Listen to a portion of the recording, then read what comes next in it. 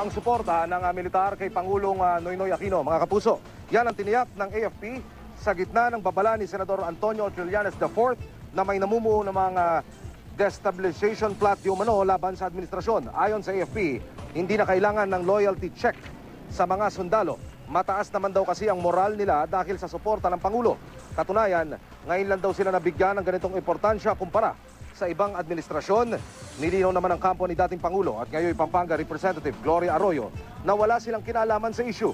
Sabi naman ng legal counsel ng mga Arroyo na si Attorney Ferdinand Topacio, mukhang si Trillanes na nga nakakaalam ng balita at nasa isip lang niya ito.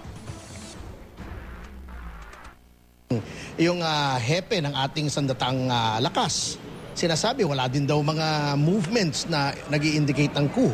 So if there is a coup, it only exists in the mind of Senator Trillanes.